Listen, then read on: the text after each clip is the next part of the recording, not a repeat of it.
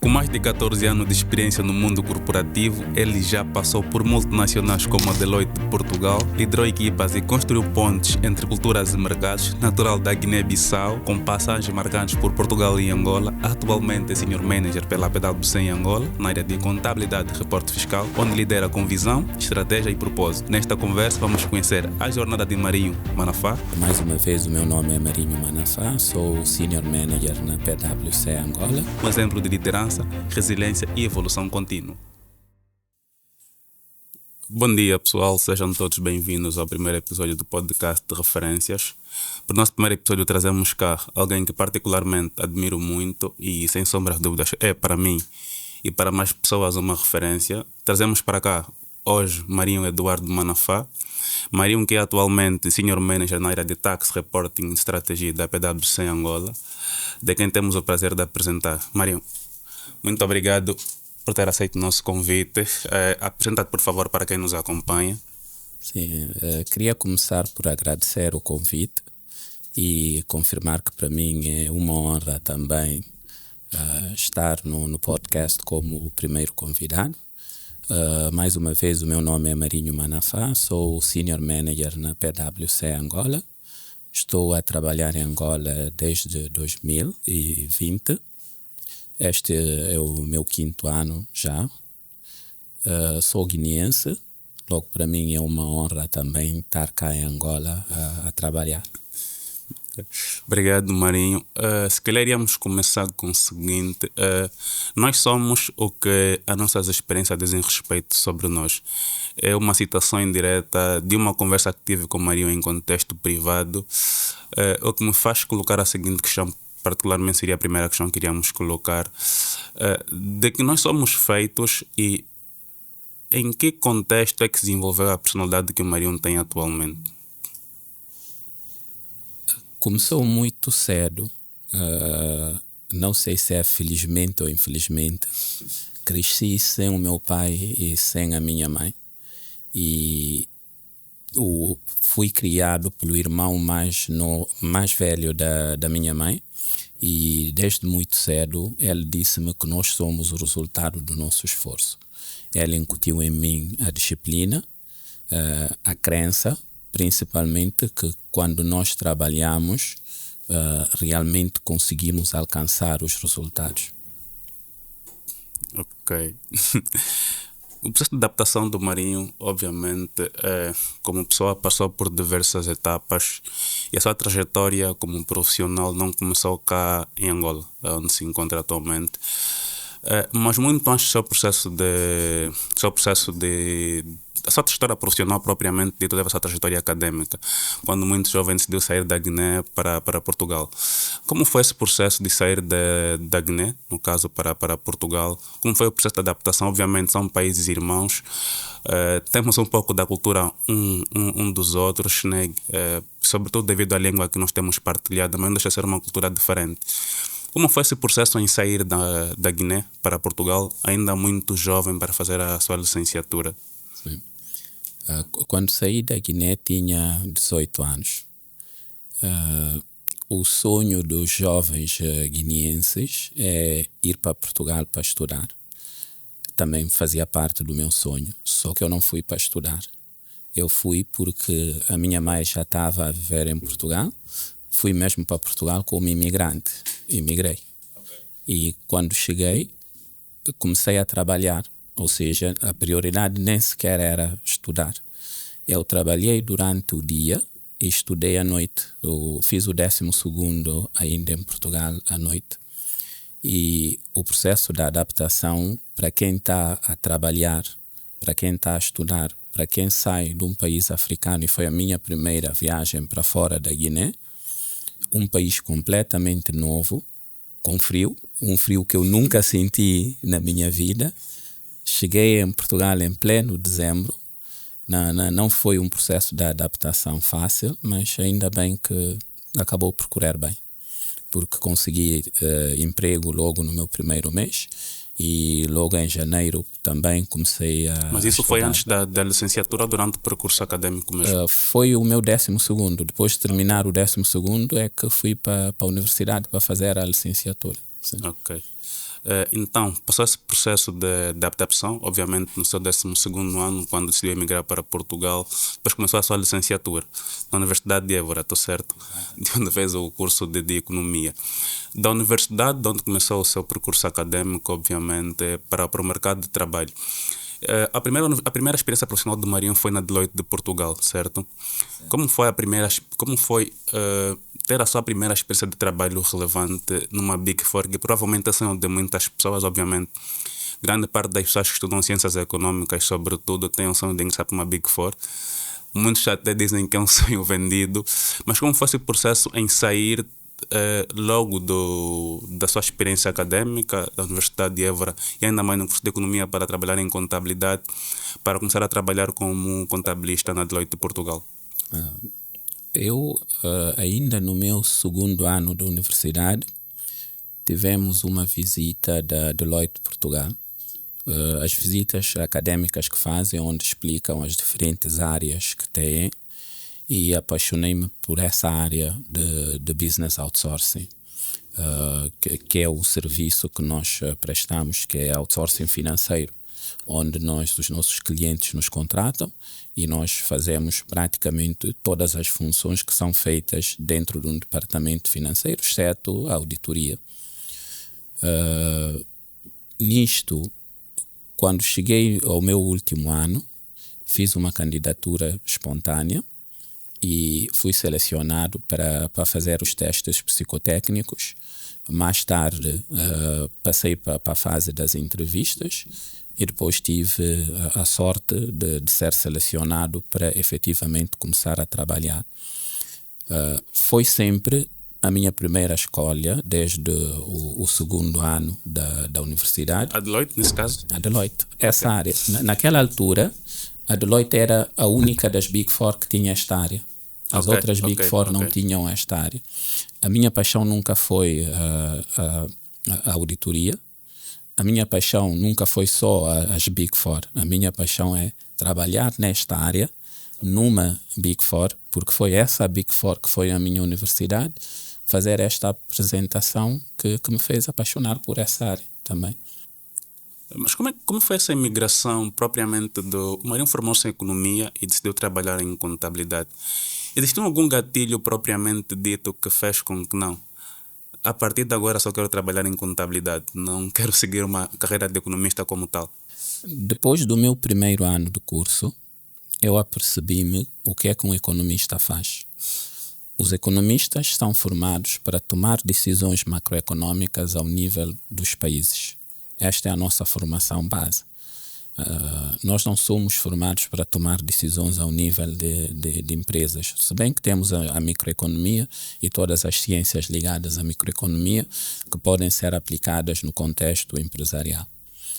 Mas o que eu pensei é, um recém-licenciado de 20 e poucos anos, sem grande experiência, ninguém me vai contratar para tomar decisões ao nível do país. Então o que é que eu tenho que fazer? Tenho que começar a ganhar experiência no mundo empresarial, nas empresas. Para fazer isso, o que é que eu preciso?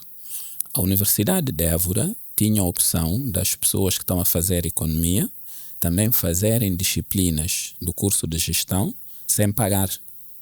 E foi isso que eu fiz. Logo, acabei por fazer uma espécie de 2 licenciaturas ao mesmo tempo.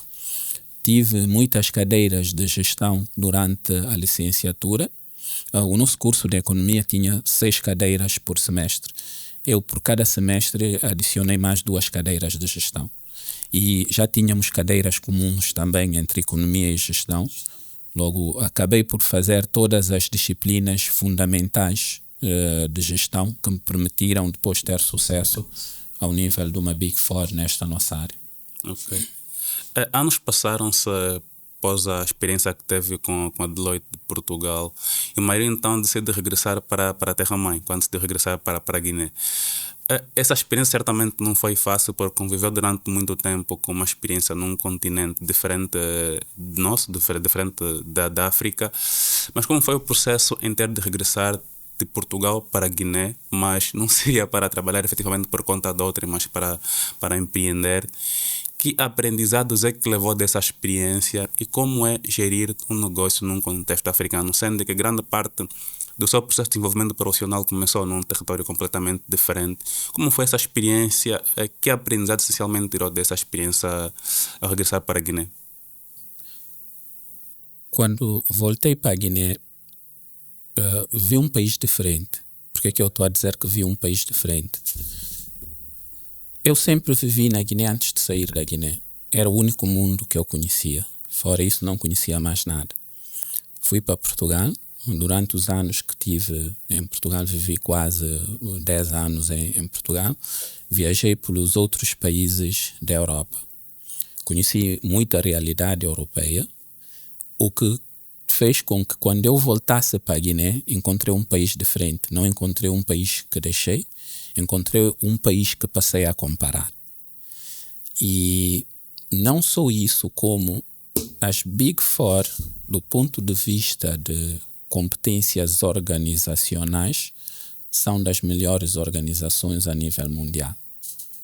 Sair de um ambiente, de uma Big Four, para um ambiente de um país como a Guiné, em que a maior parte das coisas não funcionavam, o Estado não funciona, o serviço público não funciona, os serviços privados não funcionam. Naquela altura, Guiné tinha dificuldades de iluminação elétrica à noite, tinha dificuldades da água. Quando regressei para a Guiné, regressei para a casa de onde eu saí, que era uma casa familiar, com poucas condições, mas deu-me forças porque a vida é feita de desafios e ninguém me obrigou a regressar. Eu é que escolhi regressar. Então tinha que estar pronto para esse desafio, para essa diferença toda. E não foi fácil no início, foi muito difícil, mas consegui. Okay. Nesse caso, Marion decidiu regressar para empreender, mas o que provavelmente queria perceber é, fora o fato de ter encontrado dificuldades que entrou por ter regressado no seu país durante o tempo que ficou em Portugal, foram cerca de 10 anos, como foi poder regressar para empreender? Tinha expectativas em relação ao ambiente do negócio guinense? Como foi essa experiência como empreendedor? Eu acho que todo mundo que tem alguma criatividade tem esse bichinho por empreendedorismo. Eu, por acaso, já empreendi durante algum tempo, poucos anitos, e ainda penso regressar para o ramo, mas agora a minha perspectiva está voltada mais para a minha área de formação profissional. Mas como foi essa experiência em poder empreender, sendo que trabalhava num ambiente em que era simplesmente um profissional de contabilidade? A empresa do Marinho que não presta serviços, não, é produtora do ramo agricultura, né? A venda de castanhas, de caju, como bem sabem. Como é que foi esse processo todo? Nós não começamos na castanha. Quando estive em Portugal, o que fiz foi identificar produtos portugueses que tinham muita procura na Guiné. E o modelo de negócio que montamos na altura foi exportar esses produtos de Portugal para a Guiné e fazer a distribuição. Era o nosso modelo de negócio inicial. E nesse modelo de negócio inicial, acabamos por perder cerca de 90% do nosso fundo. Por quê? Porque primeiro encontramos concorrência, não é? Os nossos produtos não eram os únicos no mercado. Os nossos produtos eram novos. Pelo fato de serem novos, precisavam de mais tempo para as pessoas conhecerem, para poderem comprar, naturalmente. Tivemos outro problema com o qual não contávamos, onde perdemos muitos carregamentos de chouriço. O chouriço era dos principais produtos que nós exportávamos para a Guiné. Tivemos problema mesmo ao nível das alfândegas da Guiné, onde fui falar com o Estado, até fiz pagamento adiantado para libertarem o chouriço logo no dia em que chega, porque eles pegam nisso e levam para os armazéns, e nos armazéns temos umas formigas que depois afetam as caixas e estragam o chouriço. Tive essa mesma experiência 3 vezes. A terceira disse que não dá, que seria necessário procurar alternativa. E o que eu fiz na altura foi ver qual é o modelo de negócio que podemos experimentar.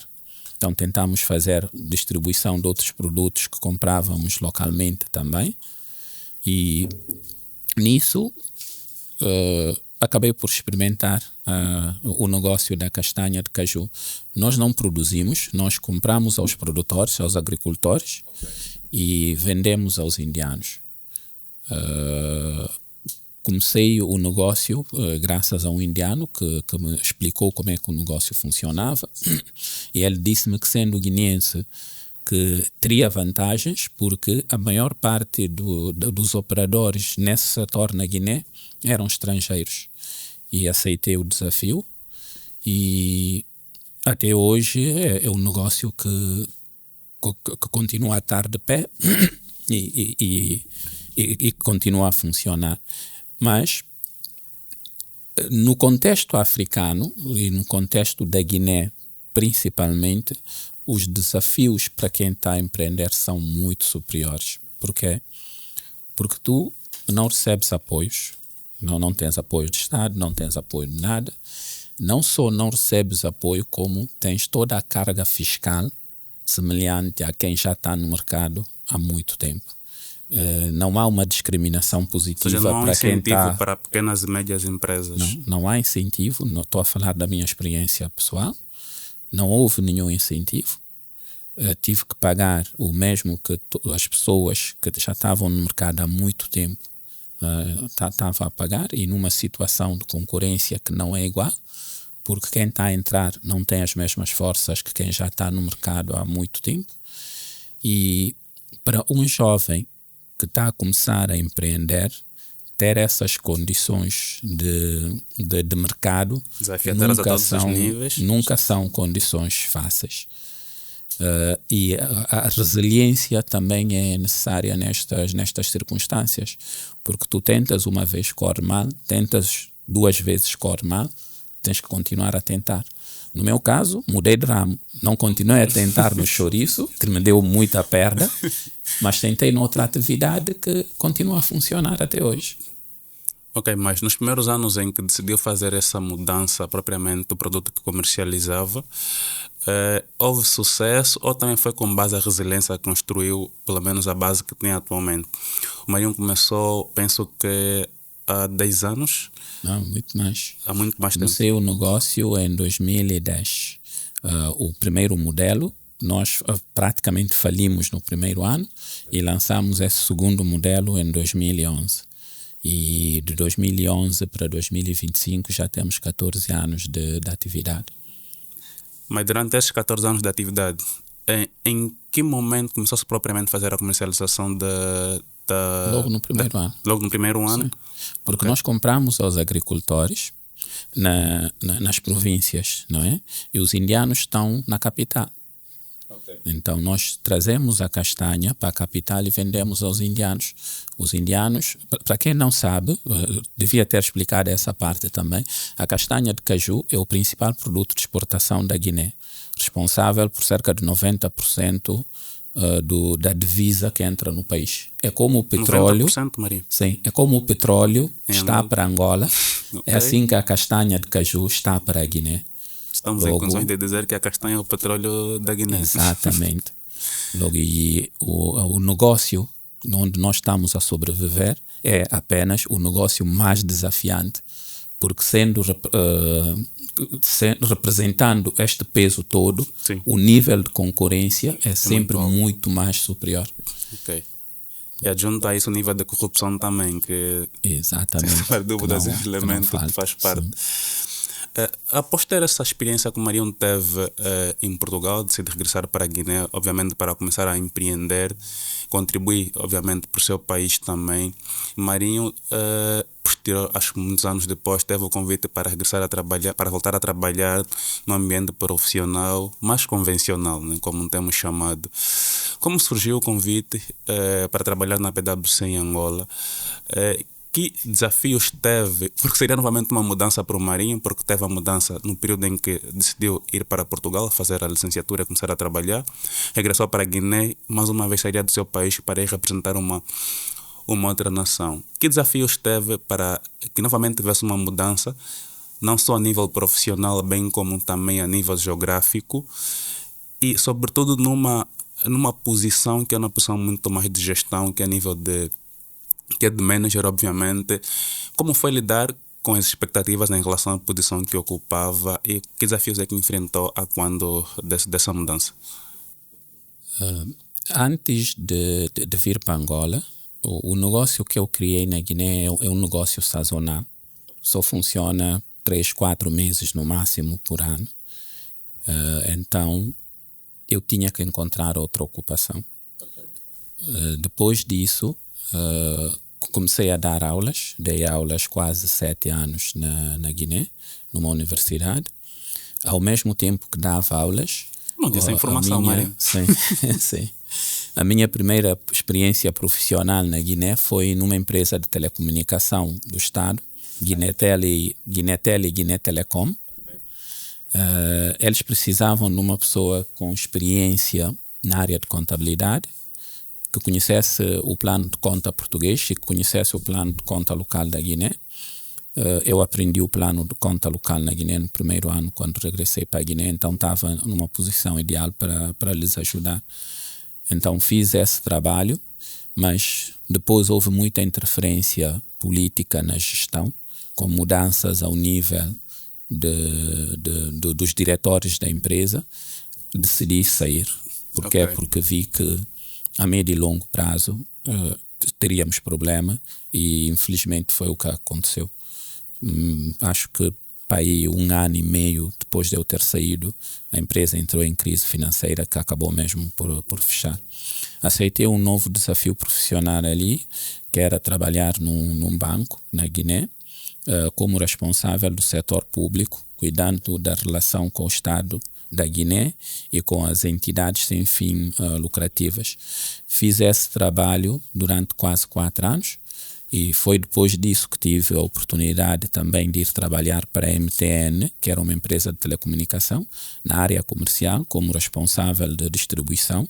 Ele estava à procura também de uma pessoa com background financeiro para controlar os fluxos, porque lá toda a venda era mesmo em dinheiro, principalmente com técnicas de controle, e que também domina a parte comercial no terreno, que é fazer a distribuição aos pequenos comerciantes, andar com as equipas de ativação de clientes no terreno, o que com base no negócio que tinha, no negócio da castanha, deu-me essa parte da experiência. Então foi uma oportunidade boa, porque esta oportunidade permitiu-me conhecer quase a Guiné toda, de uma ponta a outra, viajando sempre, trabalhando com pessoas diferentes, com comerciantes, com jovens, indo para as aldeias, falando com pessoas. Foi uma época muito, muito boa nesse ponto de vista de contactos. Depois disso é que tive a proposta da PwC para vir trabalhar em Angola, e passei por o processo de recrutamento natural, mas o mais desafiante nem era o processo de recrutamento. Referiu que é verdade, eu já fiz a migração, já saí da Guiné para Portugal, já saí de Portugal para a Guiné, só que quando fiz tudo isso, fiz sozinho. É sempre mais fácil, não tens que te preocupar com ninguém. Quando aceitei o desafio de vir para Angola, já tinha uma mulher, já tinha 3 filhos. Na altura, a minha filha mais nova nem tinha feito 1 ano. Eu saí em janeiro e ela fez 1 ano em fevereiro. Foi um desafio grande. Se me perguntares qual é o maior risco profissional que eu tomei até hoje, eu diria que não foi abrir um negócio. O abrir um negócio naquela altura era um risco calculado, mas aceitar vir para Angola, num país onde eu nunca tive, voltar a trabalhar para uma Big Four. Maria, nunca teve em Angola antes de ter vindo para trabalhar com a PwC? Nunca tive. Okay. Não só nunca tive, como estava 8 anos fora desta nossa área profissional. Só trabalhei em contabilidade no meu primeiro ano na Guiné. Depois disso, nunca mais trabalhei com contas. Nunca abri um balancete durante os 8 anos seguintes. 8 anos sem demonstrações financeiras. Sem demonstrações financeiras. E o desafio em voltar para Angola era voltar a trabalhar nas contas, voltar a trabalhar com as demonstrações financeiras, voltar a trabalhar nessa área Com com uma os legislação melhores diferente. com os melhores da Angola e a legislação completamente diferente. Não foi só um risco para mim, foi um risco também para a organização que me decidiu contratar nessas circunstâncias, e mesmo durante o processo de seleção foi uma das coisas que sempre abordamos, mas eu disse-lhes que um dos meus pontos fortes é a capacidade de aprender, sempre tive, e disse-lhes que no primeiro ano ia conseguir aprender e, mais uma vez, com muito trabalho, com muito foco, acabou por acontecer, e com muita ajuda dos colegas que me receberam. Hoje posso dizer que sem os meus colegas tal não seria possível, porque num ambiente como o nosso, se não tens a ajuda dos colegas, é impossível conseguires. Diga-se de passagem que não é mesmo fácil, mas tudo é possível. O Marião teve uma experiência num continente diferente do nosso, propriamente na Europa, em Portugal, e decidiu regressar para o nosso continente, a África. Propriamente começou na Guiné, atualmente encontra-se em Angola. Como olha para os residentes africanos em território internacional, propriamente na diáspora, como olha para o papel dos africanos na diáspora, na construção do nosso próprio continente? O futuro da humanidade é o continente africano, e não é o Marinho Manafá a dizer isto. Os números mostram isso. A África tem e terá nos próximos 50 anos cerca de metade da população jovem. Qualquer país para crescer, qualquer continente para crescer precisa de inovação. E quem inova não são pessoas de 50 anos. Os inovadores são os jovens. O continente que vai inovar mais no futuro é o continente africano. Qual é o papel da diáspora africana nesse contexto? A diáspora africana tem uma vantagem neste momento, que é o quê? De obter o know-how, o saber fazer as coisas, que é o que falta mais em África. E tem outra vantagem, que é a possibilidade de, através da sua poupança, conseguir acumular capital. Para quê? Porque para tu investires precisas de duas coisas. Precisas de capital e precisas de know-how. A diáspora africana tem um papel muito importante neste processo. Por quê? Porque serão eles os futuros empreendedores no continente africano. Não só trazendo o capital, como trazendo o know-how para resolver os problemas que a África tem. Esses problemas têm que ser resolvidos pelos africanos. E onde há problemas, há oportunidade de negócio. Onde há oportunidade de negócio, há possibilidade de crescimento. E isto representa um potencial muito grande de crescimento para a própria diáspora africana que decidir regressar e investir. Sim. Agora, transitando por um pouco para aquilo que são uma outra componente ligada no setor de trabalho, que é a consultoria. E como disse inicialmente, essa mesma é uma conversa de alguém inexperiente para alguém experiente, uma conversa, como tenho chamado, de puto para cota. Eu queria perceber do Marinho qual é a importância atualmente, e sobretudo da maneira como se olha o mercado de trabalho, das soft skills, para os jovens que estão ou tendem a começar a sua experiência profissional. Que soft skills são mais valorizadas no ambiente de consultoria, que seria importante que jovens aprendessem a desenvolver de modos a que eles aplicassem no mercado de trabalho? Eu diria que há uma característica que ressalta, e não só no setor da consultoria, mas como para a vida toda. É a resiliência. Por que é que eu estou a falar na resiliência? Quando uma pessoa entra, sai, as Big Four só contratam os melhores estudantes, não é?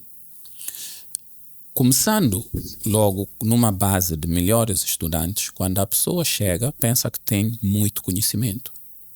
O primeiro choque que a pessoa recebe é logo na formação, Porque antes de começar a trabalhar, a pessoa recebe um mês de formação.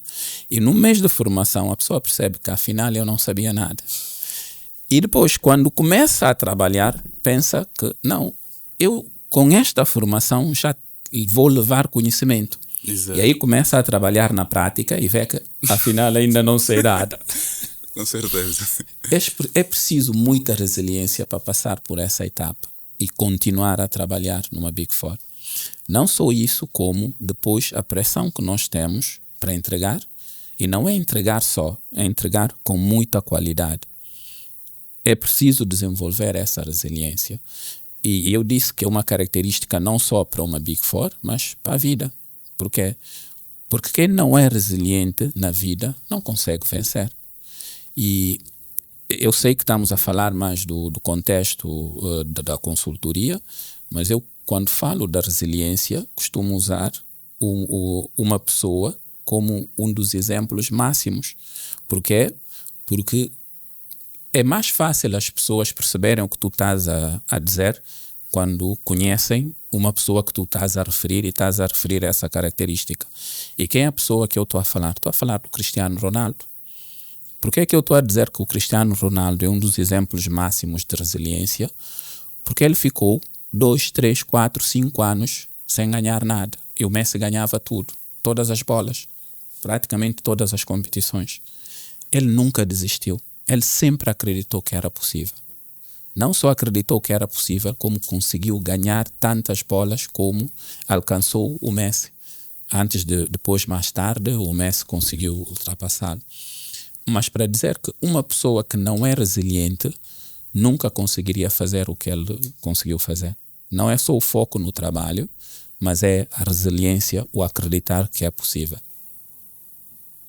Uma das componentes, Marion, que está ligado atualmente à posição que ocupa, o Marion começou na sua experiência na PwC em Angola como manager, atualmente ocupa a posição de senior manager e, sem sombra de dúvidas, é visto como um líder. A partir de que momento, durante a sua experiência profissional, o Marion percebeu que estava capacitado para poder liderar, que conseguiria liderar uma equipa? Que desafios é que enfrentou como líder, sobretudo na gestão de conflitos, ou como gera conflitos quando surgem, por ser a pessoa de quem se espera estar a geri-los? A liderança é uma... Eu diria que eu ainda sou um líder em formação. Todos nós somos. Eu não posso dizer que, ok, já sou um bom líder. A partir do momento em que eu digo isto, sou um mau líder. Por quê? Porque um líder vai ter que lidar sempre com circunstâncias diferentes, com pessoas diferentes, e pelo fato de envolver pessoas diferentes, eu não posso dizer que, ok, já tive esta situação no passado, vou usar a minha experiência profissional do passado para resolver esta situação. Não funciona. Cada pessoa é única. E o principal desafio de um líder é mesmo esse, é lidar com cada pessoa como sendo uma pessoa única. Perceber os pontos positivos dessa pessoa, perceber os pontos negativos dessa pessoa e, acima de tudo, ajudar essa pessoa a se desenvolver. Quem faz isso é que é líder. O desafio do líder é conseguir fazer a sua equipa se desenvolver. Quando o líder consegue isso, de facto, é um líder. E qual é o principal desafio que eu encontro, ou que encontrei durante esse tempo todo? É isto, é lidar com pessoas. Porque realmente cada pessoa é uma pessoa.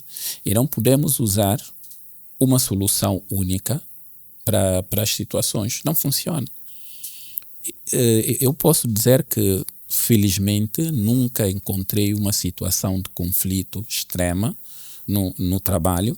Também a qualidade da equipa onde eu estou a trabalhar ajuda, naturalmente. Ajuda a prevenir esses conflitos. Mas a melhor forma de se resolver conflitos é evitá-los, não é? Porque se tu tratas com as pessoas, se tu percebes o problema das pessoas, se tu falas com as pessoas, consegues-te perceber que os problemas estão para vir e consegues antecipar. É melhor antecipar do que apagar fogos. Um líder que espera o incêndio acontecer para depois apagar, não é bom líder. O melhor é mesmo evitar os fogos. Faz todo sentido e eu concordo plenamente que a melhor maneira de nós resolvermos um conflito é preveni-los. O Marinho, quando a sua abordagem, falou sobre liderança e desenvolvimento. Como olha para o papel de dos feedbacks no geral no desenvolvimento dos indivíduos, no desenvolvimento das equipas de trabalho? Porque, e eu falo por experiência e obviamente, para começar a minha experiência profissional experiência como tal, né, porque eu tive uma outra experiência há 2 anos e obviamente lidei com muita coisa, mas nem sempre soube receber feedback. Qual é o papel do feedback no desenvolvimento das equipas de trabalho? Eu, quando comecei o meu percurso profissional, lembro-me ainda hoje do sentimento que tive quando tive a minha primeira avaliação. Porque a ideia que eu tinha de mim não correspondia à ideia que os outros manifestaram quando me deram a minha primeira avaliação.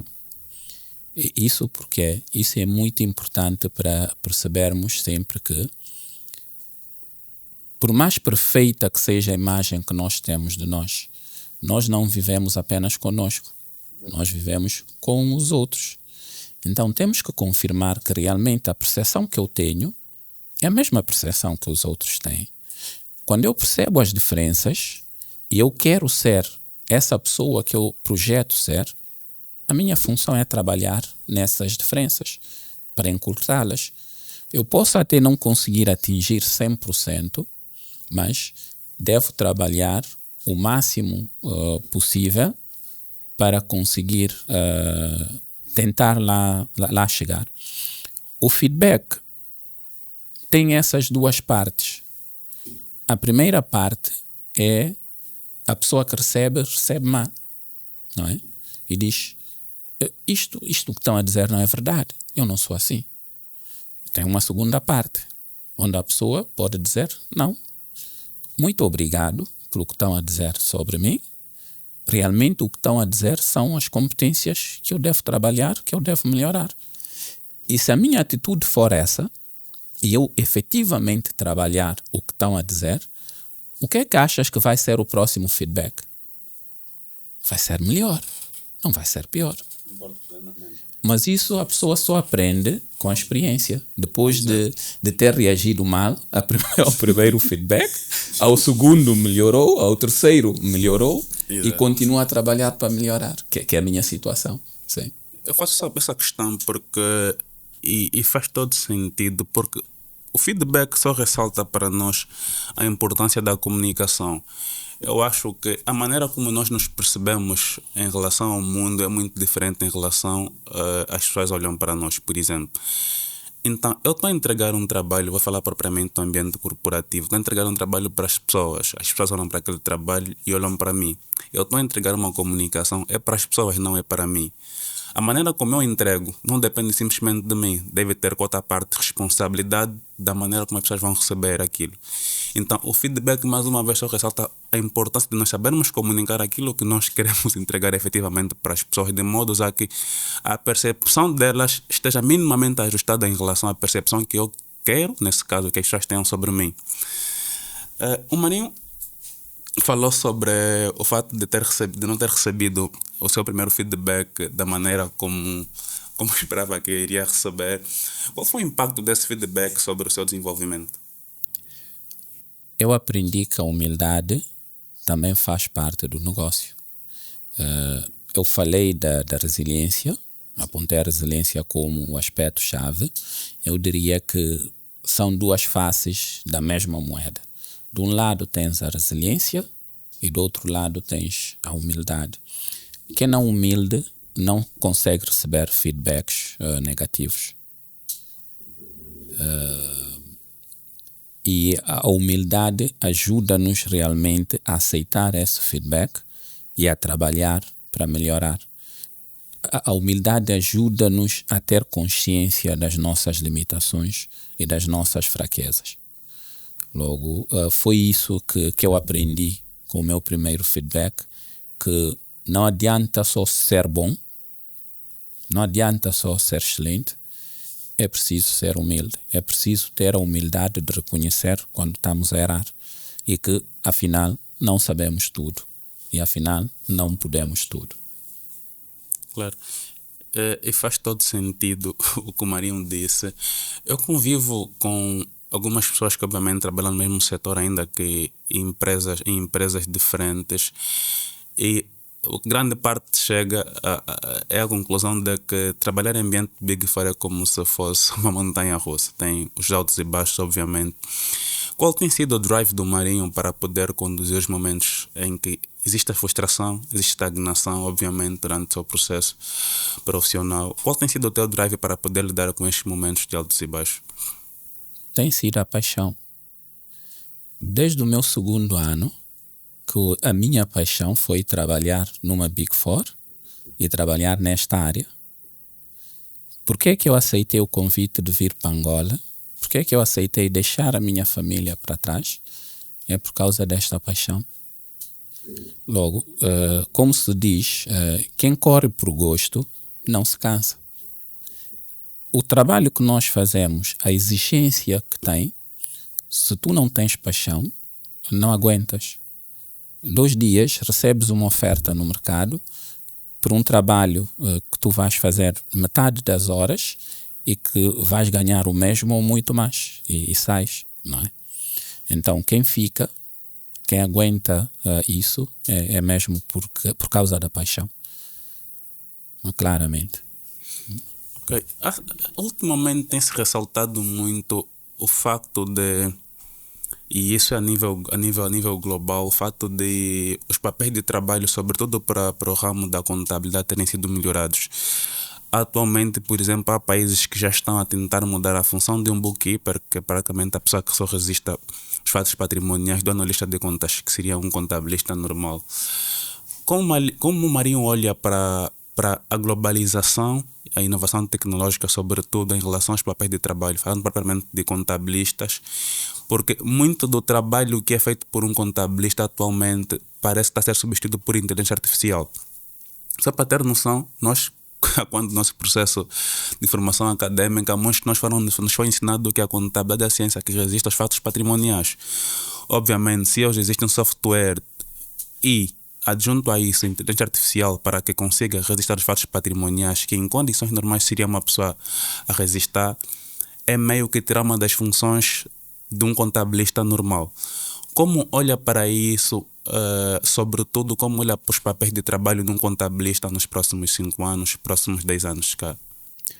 Acredito que nos próximos 5 anos não iremos assistir a tantas mudanças, mas num horizonte temporal maior, sim. Vamos recuar, não é? Antes de nós, quando eu digo nós, antes dos homens inventarem a calculadora, os cálculos eram feitos na cabeça. Ou, quem não fazia na cabeça, pegava numa caneta e no papel e faziam os cálculos. Depois surgiram as calculadoras. Se eu pergunto para somar agora 1000 vezes 52 vezes 45 mais 30, podes pegar no papel e fazer essa conta, ou podes pegar na calculadora e fazer. Na calculadora fazes a conta em 10 segundos.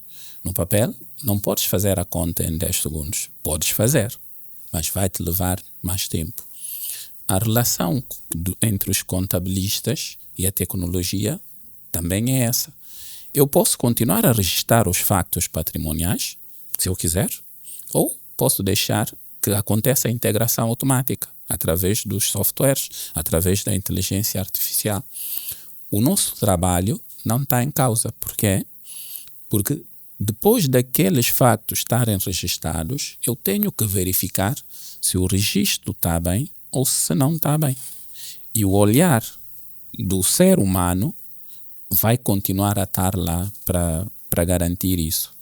Por causa disto, eu digo que sim, a nossa experiência está a mudar, mas não vai desaparecer. Por quê? Porque eu também sou do tempo em que tudo era registrado à mão. Mas hoje em dia, na vossa geração, se dizeres a alguém, tenho 100 faturas para registrar, o que é que a pessoa faz? Põe aquilo tudo num Excel importa. Exatamente. Não vai estar a registrar fatura a fatura até 100. E nós fazíamos, não eram 100, eram 1000 ou mais que registrávamos à mão. São etapas. Eu sou otimista relativamente a isso. Acredito que a experiência humana na análise dos dados, para garantir que realmente os fatos patrimoniais estão devidamente contabilizados, vai continuar a existir. Nós temos assistido nos últimos anos que as normas internacionais de contabilidade propriamente dita têm evoluído bastante. E, por sinal, há notícia de que a partir de 2026 haverá a integração ou adequação ao Plano Geral de Contabilidade angolano às normas internacionais. Quais são as oportunidades que o Marinho olha, sobretudo do mercado angolano, em relação a essa adequação do PGC, que obviamente é o Plano Geral de Contabilidade angolano, em relação às normas internacionais? Vejo isso como algo positivo. Por que eu vejo isso como algo positivo? A economia angolana é uma economia que tem muita interação com o exterior, através do setor petrolífero, principalmente, mas se nós estamos a falar numa diversificação econômica, Angola tem potencial não só para exportar o petróleo, tem potencial no setor minério, tem potencial grande no setor agroindustrial. Então, mais empresas internacionais estarão interessadas em investir em Angola. Ou, no futuro, empresários angolanos estarão interessados em investir noutros países. Não precisam ser países europeus. Podem ser países mesmo desta zona da África, onde Angola está. E quando isto acontece, quando há esta interação entre diferentes países, o fato das contabilidades seguirem as mesmas normas facilita muito. Por quê? Porque eu sei que as minhas contas em Angola serão representadas da mesma forma que nos Estados Unidos, da mesma forma que em Portugal, da mesma forma se eu decidir investir na África do Sul, e a África do Sul também adotar esta norma internacional das contas. É a vantagem principal, é facilidade para os investidores estrangeiros em Angola e facilidade para os investidores angolanos no estrangeiro. Bem, Marinho, já estamos próximo do final da nossa conversa. Existe uma pergunta que eu queria fazer particularmente ao Marinho, porque a partir do momento em que eu comecei a perceber que todos temos um papel cá na Terra, meio que essa pergunta ocorre-me sempre que eu tento conversar com alguém, sobretudo de mais idade. Existe do lado do Marinho alguma preocupação com a criação de um legado? Que impacto é que gostaria de deixar, sobretudo na PwC em Angola? E, juntamente a isso, perceber o que é que mais lhe entusiasma no futuro profissional, sobretudo para o ramo de contabilidade? Relativamente ao legado, eu diria que eu quero contribuir para o desenvolvimento do meu país, quero contribuir para o desenvolvimento da África, e enquanto estou em Angola acredito que eu estou a contribuir para o desenvolvimento da Angola. Por quê? Porque o papel principal das Big Four não é só prestar serviço às empresas que são os nossos clientes, são as pessoas que nós formamos, e as pessoas que nós formamos, neste caso, são angolanos. E esses angolanos que nós formamos serão os pilares do desenvolvimento da Angola, porque nenhum país do mundo consegue se desenvolver se não tem profissionais de qualidade. Então precisamos ter pessoas de qualidade para conseguirmos efetivamente construir um processo de desenvolvimento sustentável. E esse papel é algo que já estou a desempenhar neste momento também em Angola, e quando eu sair daqui, 50 anos depois, e eu me encontrar com o Venâncio, o que é que eu desejaria que o Venâncio se lembrasse de mim é que o Marinho foi uma das pessoas que contribuiu para a pessoa que eu sou hoje, através da formação que me deu, do tempo que tivemos a trabalhar na PwC. Então, é isto que eu quero, para mim é isto que me move mais também.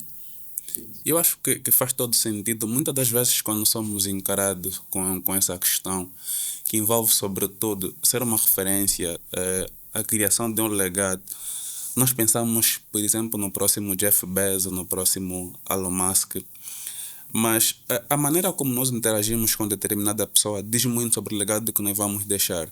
Então, o que o Marinho ensina para mim, e obviamente que vou ensinar se calhar a 10 pessoas, essas 10 pessoas obviamente poderão ensinar a mais 10 pessoas. E assim, o ensinamento como tal gira para mais pessoas. Então, essa pergunta é muito importante porque, e por acaso, foi um dos gatilhos para criar o nosso conceito do podcast de referências, porque as nossas referências dizem muito, têm muito que ver com o nosso contexto. E sem sombra de dúvidas, e faz todo sentido, a razão pela qual o Marion cá está, é uma referência para mim e eu acho que já deixei claro isso inúmeras vezes. E epá, estamos logo mesmo já para o final da nossa conversa. Resta-nos apenas agradecer pelo seu tempo. Obrigado pelo tempo que teve cá a ensinar-nos muito. Acho que se dependesse de mim, ficaríamos aqui muito mais tempo para conversar.